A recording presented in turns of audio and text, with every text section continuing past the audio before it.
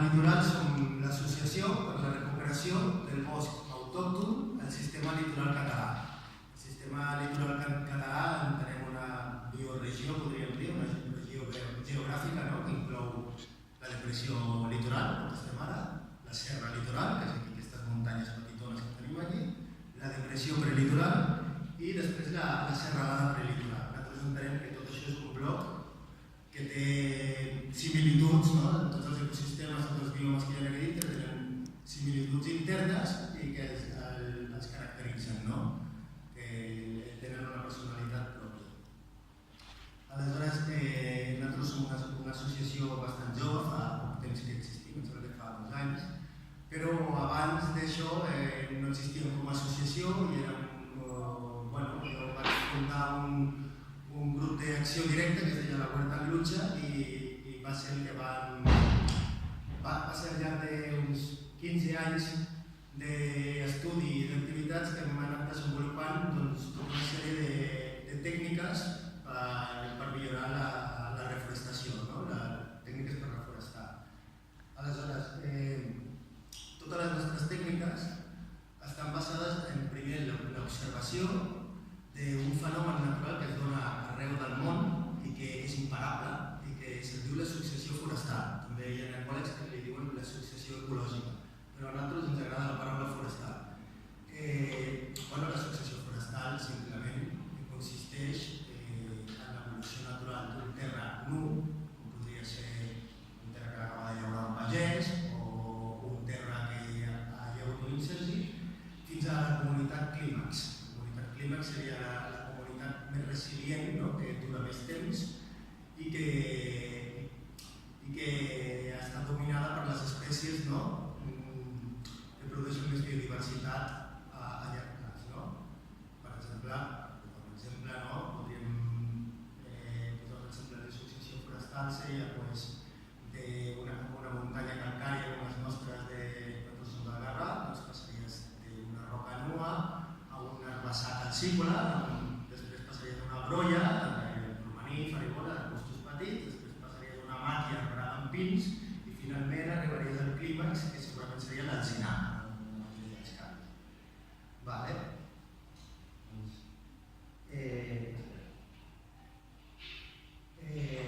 La nostra tècnica més utilitzada per reforestar consisteix en la sembra directa. La sembra directa de glans, si voleu passar això, està basada en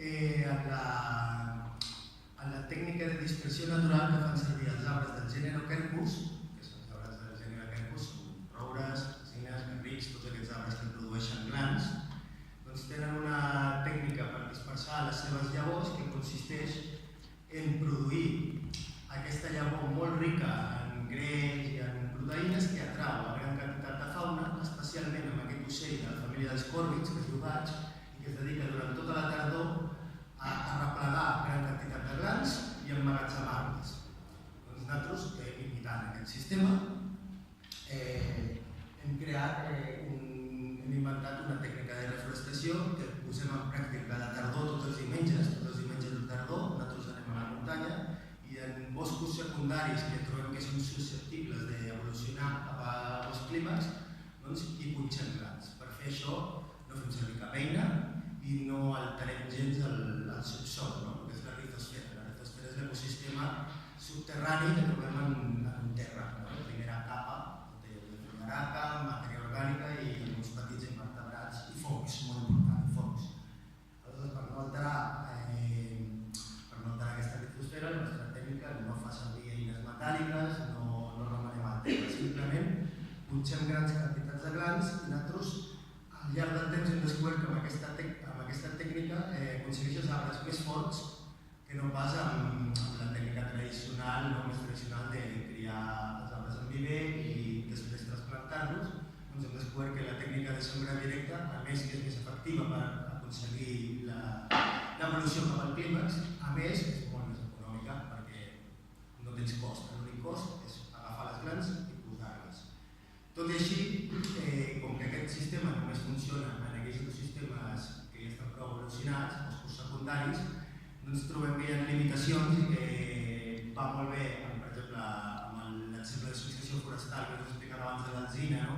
Va molt bé perquè tenim grans espais al sistema litoral que es troben en aquest estat, no? Tenim grans pinedes, però per altres espècies, com per exemple el roure cerroides, tenim la limitació de que no trobem suficients boscos secundaris en aquesta zona. Per què?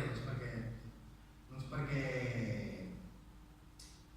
hem fet servir les planes, que eren l'hàbitat d'aquests boscos caducifolis aquí a les serralades litorals per l'agricultura, que doncs no queden aquests espais. La nostra altra tècnica que sí que fa servir aquest mètode tradicional de cria en viver i després plantació és una tècnica que vaig inventar fa uns 10 o 12 anys, basant-me també en l'observació del fenomen de successió forestal, però molt concretament el fenomen de successió forestal als ecosistemes riberencs, i que en aquest cas passaries d'una terra nua a un herbassar molt més dens, un altre exemple, i d'un herbassar passaries d'una bardissa, la bardissa és aquest ecosistema dominat per l'esbarzer o la zarza, i de la zarza passaries després a un bosc caducifoli. Aleshores, el meu sistema consisteix a practicar túnels dintre de la bardissa sense destruir-la. No arrasem tota la bardissa, sinó que només practiquem una sèrie de passadissos i aleshores dintre d'aquests passadissos practiquem plantacions. Aleshores, aquests arbres petits viuen durant la seva infància a l'ombra d'aquesta bardissa, igual com en el cas anterior de l'alzina, les alzines joves viuen a l'ombra de llentiscles, doncs els roures cerroides molt sovint viuen a la sombra d'esbarzers o altres arbustos caducifolis. Aquesta ombra ens proporciona protecció contra el clima, perquè els arbres quan són joves encara són dèbils, i contra els herbívors. I aleshores nosaltres, després de veure això, d'observar comparacions amb el que passa en l'estat natural i d'observar el que passa amb els resultats de les nostres plantacions, hem descobert que aquest sistema també economitza molta feina en recs, en desherbats, i realment sí, aconseguim arbres més ràpidament, més forts que no si fessin servir el sistema tradicional de plantació, que és el típic de plantar amb un tub. Que nosaltres li veiem la pega, que és un sistema que no té en compte el fenomen de successió forestal. No faig. Aleshores, per posar en pràctica, si voleu passar, que ho veieu, que no hem pogut portar la foto del mapa del lloc, nosaltres, el lloc on vaig posar en pràctica durant els últims 12 anys aquesta tècnica de plantació en laberint és un terreny, un espai públic que hi ha al municipi de Cubelles, ben a prop del riu Foix, que en diem les Bassetes. Doncs aquest espai, pel fet de ser de titularitat pública, s'ha pogut salvar de l'agricultura i per aquesta raó, doncs, en una petita franja al voltant de lo que és la llera del riu, que de fet això perteneixeria a l'ACA, no? Que controla els rius, i trobem la darrera taca de Rovira, de Quercus cerroides, del municipi de Cubelles i de tota la conca baixa del riu Foix. Nosaltres aquí volem remarcar que aquest tipus de bosc, de rouredes de Quercus cerroides, és un bioma que és endèmic del sistema litoral català. No es troba en cap lloc més del món. De roures cerroides pots trobar més o menys per tota Catalunya i fins i tot a l'Aragó, però de boscos dominats per roures cerroides només en trobem aquí. I aleshores aquest és l'última mostra que queda en el nostre municipi. Nosaltres hem demanat a l'Ajuntament de Cubelles i després ho volem demanar també a l'ACA, la custòdia d'aquest lloc, perquè de fet ja fa 12 anys que hi planto arbres, però ho he anat fent de manera pirata, no he demanat permís a ningú. Aleshores, ara ja estem en aquest tràmit, ja l'Ajuntament de Cubelles ens deixarà plantar arbres allà, i aleshores en el nostre projecte inclourem primer, el que volem és conservar amb la màxima virginitat aquesta taca de Rovira, d'alguna manera impedir que se'n facin més impactes. Segon, les masses de bardissa, perquè tot al voltant d'aquesta Rovira hi ha tota una esplanada que com que no s'ha cultivat en els últims anys ha evolucionat i ha passat d'herba a bardissa. Nosaltres estem fent túnels en aquesta bardissa i estem fent practicant plantacions, i després la tercera part del projecte, que encara no hem iniciat i que la iniciarem segurament l'any que ve, serà la creació d'una sèrie d'instal·lacions per atraure la fauna, bases pels amfibis i potser refugis per a micromamífers i per a ocells insectívors. I això és el nostre projecte de les bassetes, espero que no em deixi res per explicar-vos. I us convidem a col·laborar amb nosaltres. Nosaltres, Arba Litoral, ens podeu trobar en el Facebook, com a altres llocs de les xarxes, estem també a l'Instagram, tenim un canal de YouTube, i nosaltres durant tota la tardor i tot l'hivern fem jornades tots els diumenges sense falta. A la tardor ens dediquem a sembrar i ara a l'hivern, a partir de Nadal, ens dedicarem a plantar. Cada diumenge anirem a fer plantacions en laberint i us convidem a que vingueu a ajudar-nos perquè tenim uns 400 o 500 arbres per plantar aquest any. Són molts. I moltes gràcies.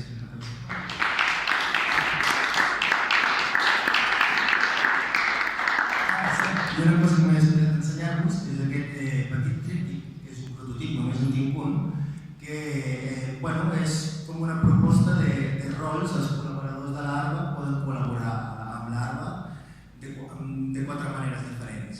Pot ser un gaig, els gaigs, els arrendajos, són les persones que venen a sembrar. Pot ser un jabalí, els jabalís són els que venen a currar, a fer forats. Pot ser una guineu, les guineus treballen amb la ment. O bé porten endavant un estudi científic, o bé fan feines de difusió, de burocràcia, i per últim pot ser un roure. Un roure és una persona que té un espai, té un terreny, o una institució, com en el cas de l'Ajuntament de Cubelles, i ofereix o cedeix la custòdia d'aquest espai a l'Arba perquè hi puguem plantar arbres. I ja està. Si voleu mirar-ho.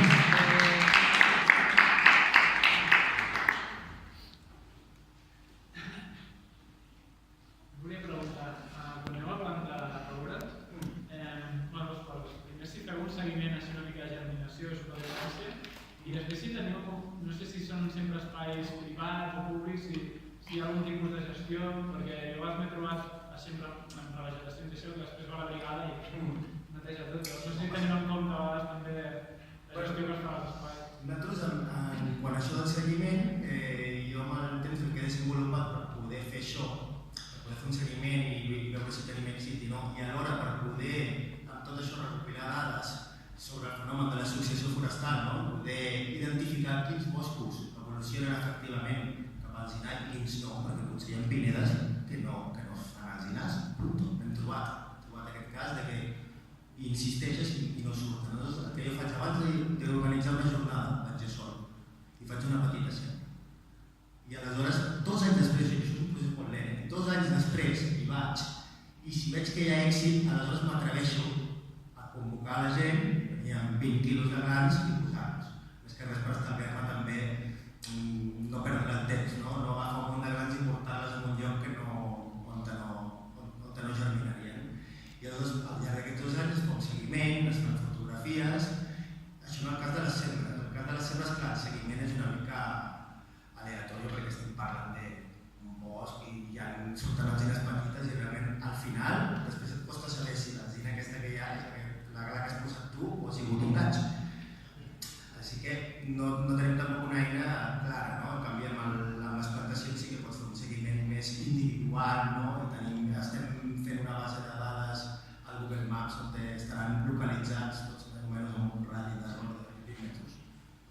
I el tema que parlaves de, nosaltres intentem sempre, tot i que som conscients que el 90% del sistema litoral català és privat, totes terres privades, però intentem sempre fer servir els camins públics i intentem sempre, abans d'un seguiment previ, localitzar zones on pensem que l'impacte després no s'hagi de fer una tala o no s'hagi de fer un tal, però que no sempre l'encertem.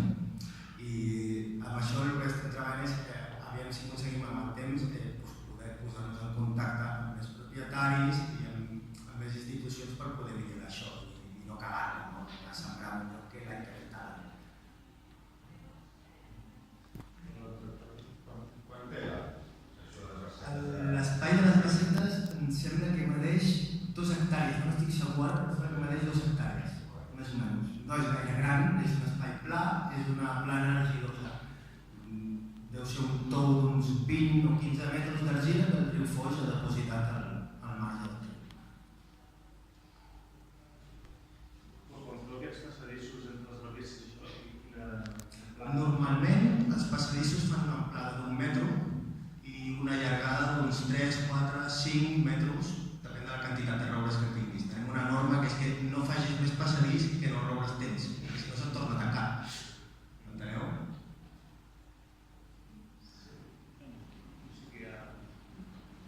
Digue'm. Quina resposta tenen els ajuntaments i la gent així, el privat, quan presentes aquest... Em sembla molt guapo, Hem trobat de tot, en general bastant bona. Per exemple, nosaltres tenim una relació bastant bona amb l'Ajuntament de Cubelles, hem tingut tractes amb l'Ajuntament de Sant Miquel d'Olèrdola i en quin més hi ha? En Sant Martí Sarroca. Sant Martí Sarroca. Ara ens estem centrant molt en la Conca del Foix. Sí. Perquè nosaltres considerem que la Conca del Foix és un punt clau del sistema litoral perquè representa la frontera entre, per una banda, els biomes més humits del sistema litoral català, que tiren cap aquí, cap a Barna i cap a Girona, i per altra banda, els ecosistemes més secs que tiren cap a Tarragona. Doncs justament la vall del Foix és la frontera entre aquests dos biomes i en tenim de tots dos. Això vol dir que nosaltres a la Conca del Foix tenim, per una banda, els einars litorals d'aquests tipus selvàtics, però tenim carrascars d'aquests tipus secs, com els de les Terres de l'Ebre. Doncs per això ens sembla tan important la nostra zona. I, bueno, a part d'això, en particulars, només un cop vam tenir un encontronazo per un dia que volem fer una jornada en un terreny privat, que resulta que era d'un marquès, i el marquès aquest es va enterar, em va trucar, em va fotre la bronca, però al final ho vaig arreglar, al final vaig dir, nosaltres passarem pel seu terreny, no li enterarem en res, clar, amb el tema de com que el que fem nosaltres de les grans no el tenim gaire en terra, al final sempre els convenço, ni s'enteren que els hi he fet alguna cosa. Suposo que si anés i fes forats, sí que hauries de... Si per exemple és com lo de la casa, si jo vull anar a fer forats en un lloc i plantar arbres, sí que em queda més remei que posar-me d'acord amb l'amo, no? Perquè si no, no té sentit. On faríeu professionals? Entenc que és una zona que no hi ha molt aliments de... Bueno, producció de grans, perquè si no, es faria sol. evidentment. Nosaltres en la nostra zona el que passa no és que estigui extingida completament les espècies, però sí que trobem que hi ha vastes zones de bosc secundari que es tornen estancades, que no evolucionen per falta d'arbres mare. Un arbre mare és un arbre prou adult, no?, per produir grans. Doncs nosaltres, una altra part del nostre projecte és la recerca d'arbres mare adequats. I per això el que fem és fer un estudi previ del lloc on anem a reforestar, quina espècie és la més adequada i quina denominació d'origen és la que ens convé. Aleshores, la nostra primera norma és sempre intentar agafar la gla el més a prop possible del lloc on has de sembrar. Si són metres, millor que quilòmetres, això no sempre és possible. En el cas que això no sigui possible, el que fem és buscar un arbre mare que estigui situat en un bioma prou comparable, no? Prou assimilable al bioma on tenem. Per exemple, nosaltres ja ho he fet molt, rebutgem clar d'aquí de Collserola per portar-la al Garraf. Per què? Perquè Collserola és silici i el Garraf és calcari. Doncs això per nosaltres és molt important. El tipus de sol el tenim molt en compte. El tipus de clima, orientació, diversos factors. I entre les nostres jornades, a part de sembrar, també hi ha jornades de recol·lecció, simplement d'anar i ensenyar-li a la gent com recollir les grans.